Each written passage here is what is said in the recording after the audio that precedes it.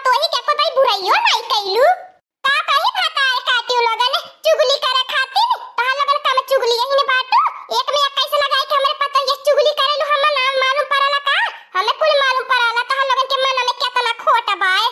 जाए हमार बड़की जिज्जी ऐसा कैसे सोची लहलू हमनन के बारे में आखिर तो हमने तो हर सहेली है हमार बड़की जिज्जी कहले हो तो हमार बड़की जिज्जी दो रोटी दाई दिए होई त खाना खाई के पानी पी लिए हो तू हाथी के मुंह में लवाने का जीरा दो रोटी हमारे खाने वर के बाद हमारे तो घटाइयो नहीं पहुंची तब हमार बड़की जिज्जी तहां से तोहर पता ये तंग आई गई होई तंग बेचारी है गरमिया में सौ रोटी तुहे पोए के खियावत जाए दे हमार बड़की जिज्जी कुल गुस्सा थूक दिया जानत बाटी हमार बड़की जिज्जी केहू का ससुई नहीं की रहनी केहू को पता ही नहीं की रहनी हां ये हमार बड़की जिज्जी देखत या घास की निस्बत में ढलका तक है आई गई नी आया बहनी एक मुट्ठी घास नहीं कटली का कर बुलल का बहनी जब बड़की जिज्जी गावत लहरावत चले नी सुवनवा में ने त घासियो आगवे परैले अब बड़की जिज्जी गावत लहरावत चलती नहीं बाटी त कहां से घासिया आगवा परी बड़की जिज्जी रूठल बाटी त घासिया भूसा रूठल बाय मोह लई जा मोरा दिल लई जा मोह लई जा मोरा दिल लई जा कहीं डबल में से गवन लई जा कहीं डबल में से गवन लई जा मोह लई जा मोरा दिल लई जा मोह लई जा मोरा दिल लई जा कहीं डबल में से गवन लई जा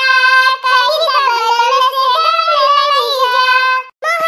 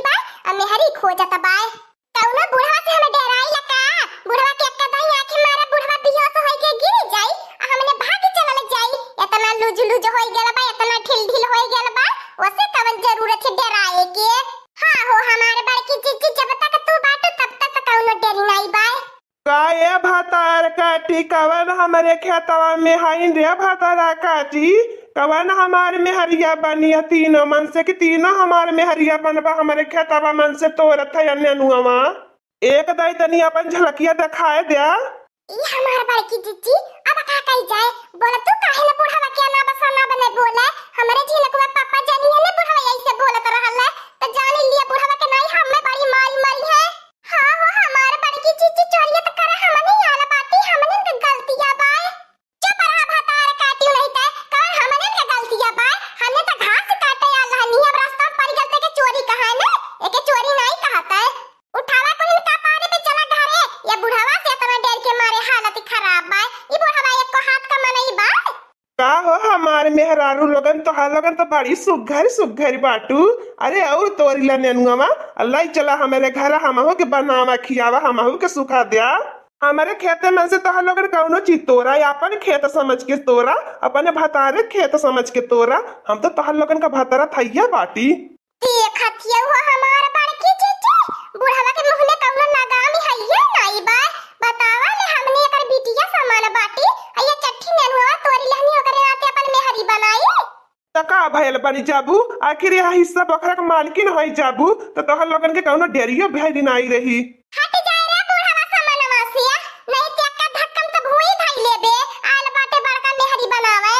ए बुढ़ऊ दादा अब ऐ समान वासी हट जा अगर सोच लिया हिस्सा बकरा हमने तीनों के नाम लिखाई के राजी हो जाया ताले तो हर तीनों मेहरी बनी जावे ठीक है बात जा पहले कागज तैयार करा।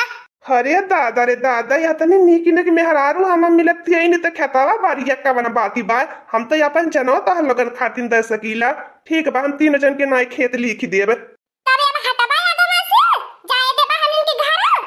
हां जा जल्दी मिला फिर तो लोगन से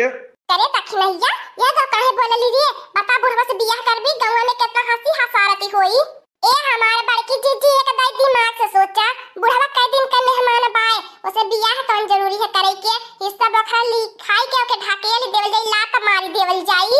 हां हो हमार दखिनो ह जीजी तोहरी इतना दिमाग हम तो मालूम नहीं रहा है तही कहलू है इतना खेत बारी बुढ़वा का बाए इतना जगह जमीन हमने तीनों के नाए होई जाई बुढ़वा के लात मार के ढकेल देवल जाई।